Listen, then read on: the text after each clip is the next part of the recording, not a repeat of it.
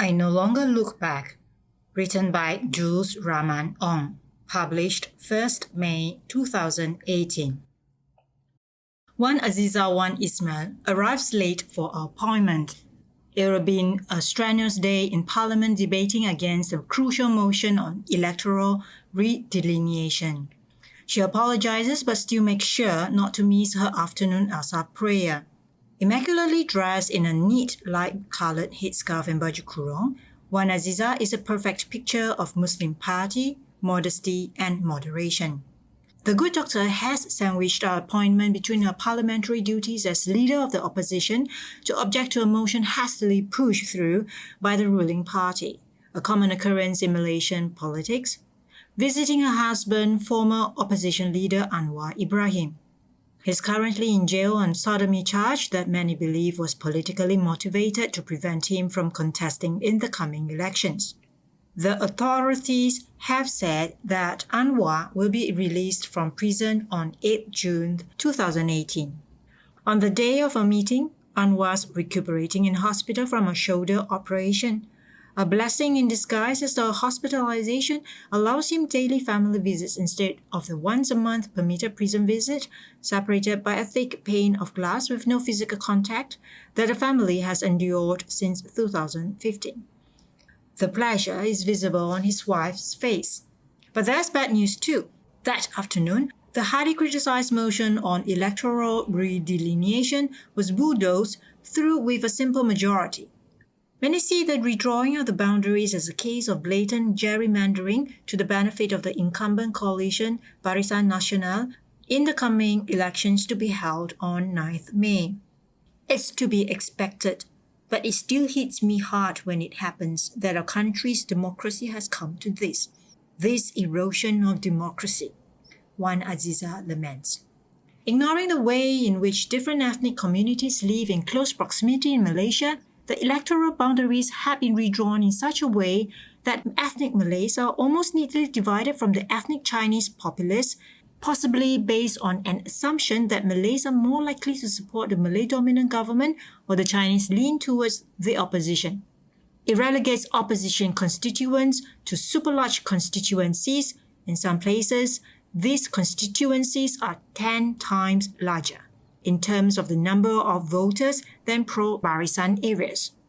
It's an oft-used strategy to exploit the weakness inherent in a first-past-the-post electoral system, ignoring the popular vote in favor of representation in parliament.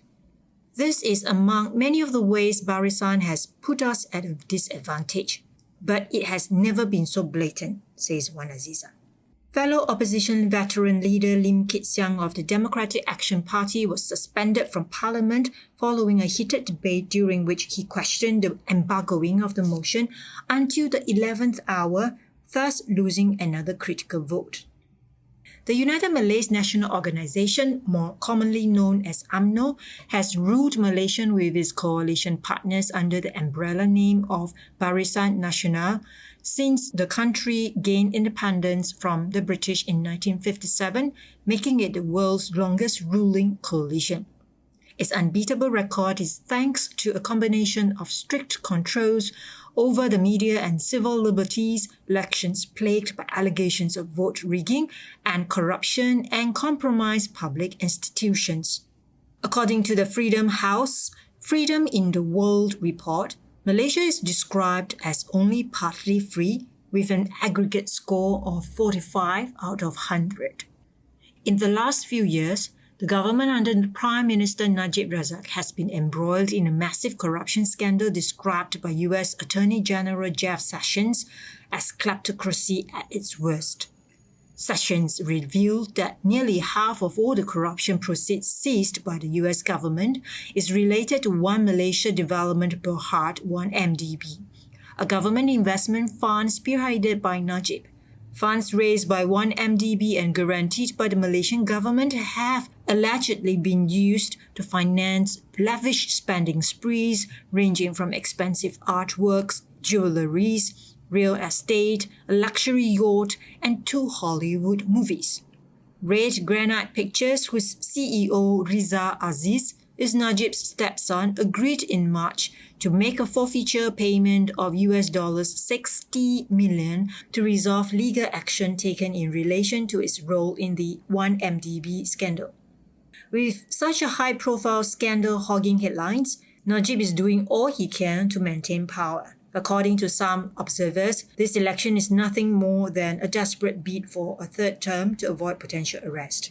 The electoral redelineation isn't the only piece of legislation that Najib's government has hurriedly bulldozed through Parliament.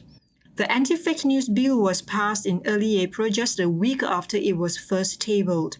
It was then gazetted as the Anti-Fake News Act on 11th April, ensuring that it will be in effect during the election campaigning period. The broadly worded law gives the government the power to determine what is or isn't fake news, triggering fears that the law will be used to muzzle opponents and silence dissent. But despite such unequal grounds of contest, Wan Aziza still believes that change is at hand.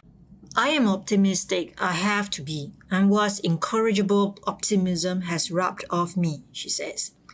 We never expected Congress in India and Golkar in Indonesia to fall. I never thought they would fall, but they did. So give us time for change. The PM, Najib Razak, has an expiry date. Time is something Wan Aziza is accustomed to.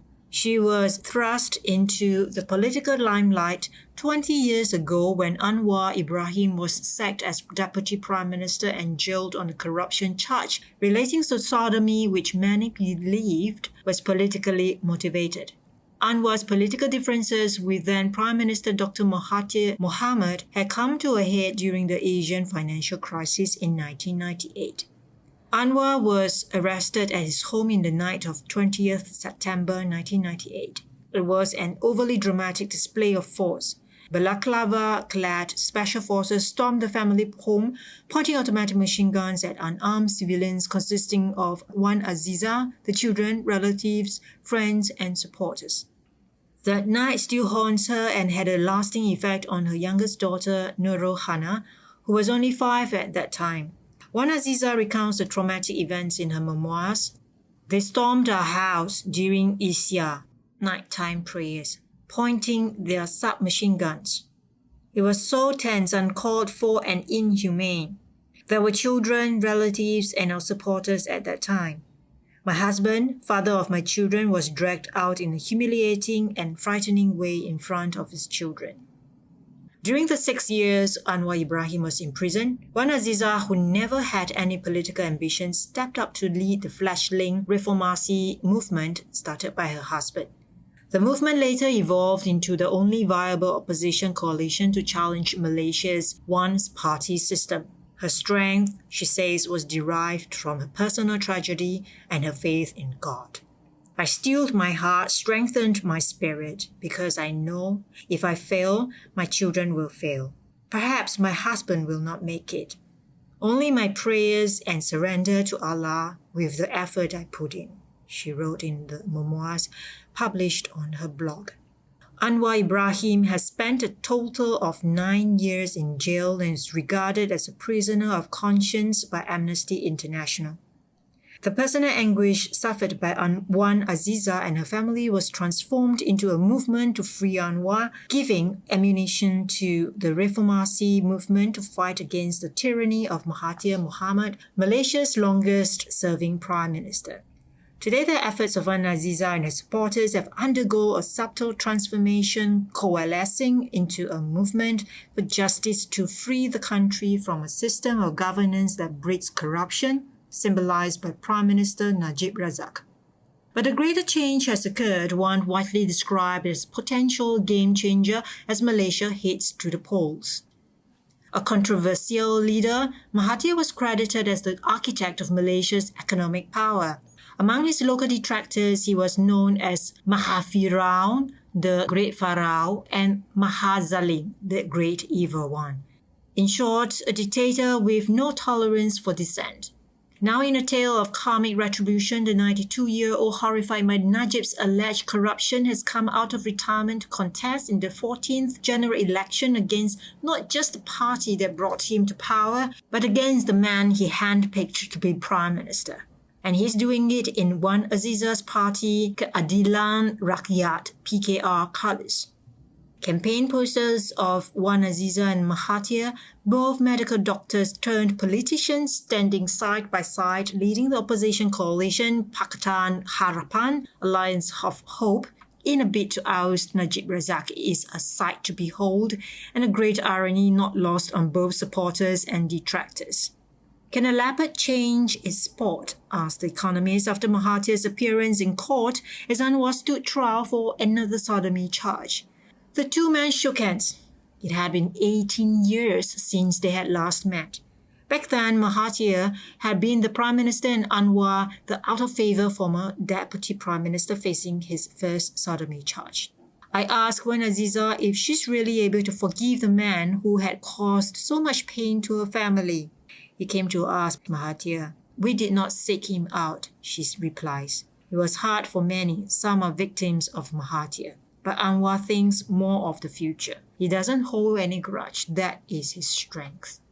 It was because of her husband that she was able to forgive the former Prime Minister. It was difficult for us initially. Me and my children were more wary of his move, admits Wan Aziza. But she overcame that personal grudge because she believes that Mahathir has had time to experience what we went through. And the people, the Rakyat, and the future of the country should come before her own personal feelings, she says. The ice melted when Mahathir's wife, Siti Hasma, paid a visit. Meeting after 18 years was an emotional experience for the two women, turning a strategic public relations event into a genuine reconciliation. The tearful meeting became a hot topic for the Malaysian electorate, garnering thousands of likes on social media. That public portrayal as well as its response points to a difference in framing when it comes to gender and politics. While men are occupied with forging strategic partnerships, women are shown to connect for heart-to-heart gatherings. Such a depiction obscures the fact that Wan Aziza is not just a politician's spouse, but a prominent figure in Malaysian politics in her own right. Despite having led the opposition for many years, Wan Aziza has stepped aside to field Mahathir as the candidate for the premiership where she stands as deputy. In the event of a Pakatan Harapan triumph, the plan is to seek a royal pardon for Anwar Ibrahim. Mahathir will then vacate his seat for his former deputy. Wan Aziza's non-committal when asked if she's ready to be the first female Prime Minister of Malaysia should the occasion arise. Perhaps Malaysia is not ready for a woman Prime Minister, but a deputy, yes. The potential to be the first female Deputy Prime Minister of Malaysia didn't figure into Wan Aziza's aspirations growing up. Born in Singapore in 1952, Wan Aziza received her early education in a convent school in Alor. She went on to study medicine at the Royal College of Surgeons in Ireland, where in 1978, she became the first Malay to be awarded the McNaughton-Jones Gold Medal, an award endowed by Irish otologist, gynecologist, and ophthalmologist Henry McNaughton-Jones for the student who scores the highest marks in obstetrics and gynecology in his or her qualifying year. She went on to serve as a government doctor for 14 years. Wan Aziza credits her father as her inspiration to serve in public hospitals. We were raised with the message that life is to be shared with the people and to contribute as much as we can with society. This was the principle that was cultivated in me and my siblings. Her father, who had served for 30 years as a government intelligence operative, initially opposed the choice of husband regarding Anwar Ibrahim as a troublemaker student activist who had spent time in jail for demonstrating against rural poverty. She married him anyway. At that time, none of them could have known of the roller coaster ride that was to come. Unwillingly thrust into the rough and tumble of political life, the mother of 6 has since been a politician longer than she's been a doctor. I was a good doctor, she says, but I would say I have done rather well as a politician. I have no regrets. Despite her stellar academic background and long years in politics, many people still see Wan Aziza as a seat warmer for her husband. Even her campaign for justice has always been linked to justice for Anwar. It's obscured her position as a politician in her own right, relegating her political achievements to merely being Anwar's wife and representative holding the fort in his absence. Some observers say she isn't outspoken enough to make an impression. She appears to be always in the shadow of Anwar. She is not vocal. We don't hear her much, her personal statement or her principles and vision. Does she always wait for the party statement? Says Dr. Rohana Padzil, a gender and politics lecturer at the University of Malaya. Politics in Asia has long been seen as a masculine vocation. Many of the female Asian political leaders have inherited the legacy from powerful male family members. Wan Azizah is no different in this respect. But it's still hard to compare her to the likes of Corazon Aquino, Benazir Bhutto, or Aung San Suu Kyi, who have fired the imagination of the people. Corazon was also a housewife, Rohana points out, adding it didn't stop the Filipina from making her voice heard and leading the people power revolution to topple the dictator Ferdinand Marcos. But while one can argue that leaders are molded by circumstances, realpolitik is often seen as aggressive and masculine. How can a woman navigate these gender traps and still be seen as a politician in her own right? Will she always be judged by whether she's too masculine or too feminine rather than be measured by her own abilities? Do women need to be attached to their husbands or fathers in order to be recognized in politics? These are questions that needs to be asked, and in answering them, Wan Azizah's failure to live up to the model of an aggressive or dominant politician is perhaps as much a critique of the masculine political culture she belongs to. Dr. Wan Azizah has a subtleness as a person in which I find positive in order to bring new dimension in the culture of doing and engaging in politics. I wish she can do more to bring a more nurturing and sustaining culture of politics as the leader of opposition, says a social political observer who asked to remain anonymous. Perhaps men need to explore this side more, so this too may change the culture of politics. I believe this is what politics is about, creating and engaging in politics, she adds. To her credit, Wan Azizah has an excellent election record, be it a parliamentary seat or state seat. She stood as a candidate in the Pematang Pau constituency in 1999, 2004, 2008, and 2013 general elections. She won every time. She voluntarily stepped down from the seat in July 2008 to trigger a by-election so that her husband could contest the seat in a bid to return to parliament. She returned to contest the seat in 2015 after her husband was forced to relinquish the seat after his second sodomy conviction, winning it by over 8,800 votes. Despite criticism of her perceived passivity, Wan Azizah has participated in every facet of political life as a party leader and a member of parliament. She's spoken at the local and international level, campaigning and rallying the people, being active in parliamentary debates and attending to her constituents. She also has been the vice chair of the Malaysian Parliamentary Caucus for Democracy in Myanmar and a member of the ASEAN Inter-Parliamentary Myanmar Caucus. And she's achieved all this without stooping to the mudslinging that's common in Malaysian politics. Wan Azizah has also led her party through some challenging times, particularly in the run-up to this year's elections. Amid speculations of competing factions breaking out within the party over the candidate list just weeks away from the elections, Wan Azizah told reporters, "There is only one camp, my camp." As a politician better known for comments about consensus and cooperation, the assertion of "my camp" was an uncharacteristically strong position and provided a meteor soundbite for the press. Holding the party together over the last 2 decades, neutralizing internal power struggles and fending off competitors to maintain the top post for her husband is perhaps the best demonstration of Wan Azizah's strength and ability.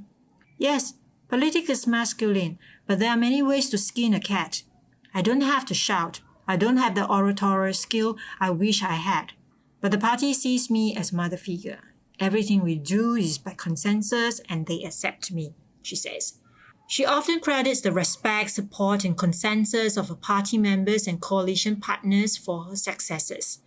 Her image as a steadfast wife and motherly figure can sometimes also act as a coat of armor, shielding her from the concocted scandals or serious political attacks suffered by other opposition politicians. It's a protective perception that perhaps also extends to her daughter, Nurul Izzah, vice president of the PKR.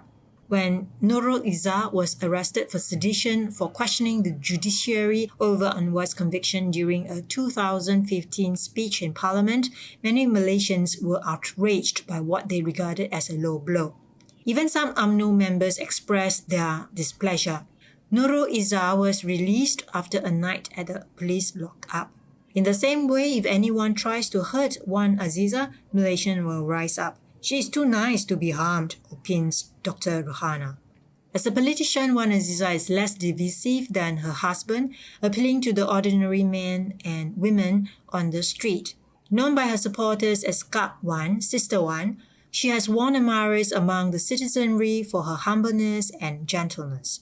Snapshots of her grocery shopping in Tesco or taking public transport are often shared on social media, comparing her humility with the excesses of the Prime Minister's wife, who often flaunts pricey Birkin handbags, expensive jewellery, and extravagant holidays abroad, even while her husband is embroiled in a major corruption scandal. Interestingly, Wan Azizah has never been seen as a vocal proponent for women in politics. Almost treated as the token woman leader in Malaysian politics, her presence in the scene is never played up as anything special. Despite her husband's seemingly never-ending controversy, she herself appears to have largely avoided sensational headlines, attracting neither effusive praise nor vitriolic animosity. After 20 years in opposition politics, she is still widely seen as a gentle, motherly figure. But one of her coalition's election promises aligns with a feminist struggle to recognize housework, often assumed to fall under a woman's responsibility in the household, as legitimate work.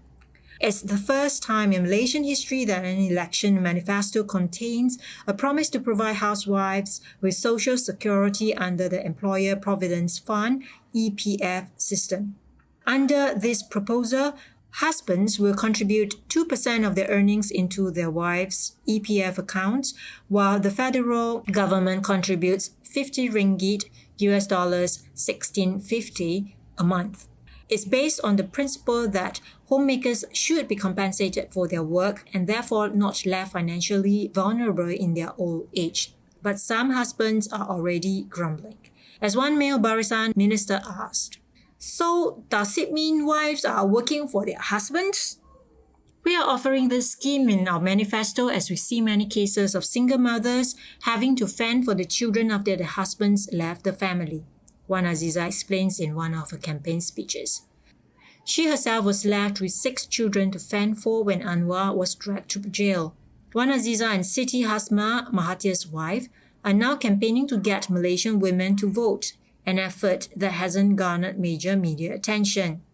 Wan Azizah might not be able to match her husband's oratory skill or project herself as political firebrand, but she's upheld the vision of a progressive, multiracial, multi-religious society based on religious moderation.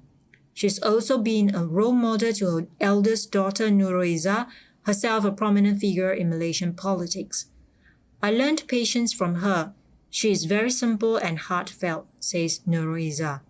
Being sincere is a rare commodity nowadays. They, party members but also average Malaysians, see her as a figurehead. She cares about the right thing. The usual politician could be blasé and a turn-off to others, so I think that could be part of her strength. Wan Azizah has made no secret of the fact that everything she's done in politics has been for her husband's sake. But in doing it for Anwar, she's convinced that she's also doing for the good of the nation, she writes in her memoirs. "My fate is that I have a husband who is involved in everything that is called politics. As a Muslim wife, I strive to be an exemplary wife and a good mother," she writes in her memoirs. "I have gifted my whole body and soul to my husband for his struggle without regrets. Because I realize his struggle is not for himself, nor only for our family. It is clear ever since I met him to this moment. His struggle was for the people and the country. The philosophy of his has never changed. But she also makes clear that this outlook, the drive to be a devoted Muslim wife and mother, should not be mistaken for passivity or submission. As days go on, I no longer look back for even a second. I realize that I am no longer an ophthalmologist, and I am aware I am not a wife to a husband who has a ministerial post. And I am not only a mother to my children. I am now a politician who has the ideology of universal justice that so it may be celebrated in this land. In many ways, it's astonishing that one Aziza has lasted as long as she has in the ruthless arena that is Malaysian politics. One need only look at her family's experience to see how difficult it can be to challenge the powerful. And she hasn't simply clung on. She's also led a fledgling movement to become the strongest challenge to the political status quo in Malaysia's independent history. Only time will tell if she succeeds in her mission.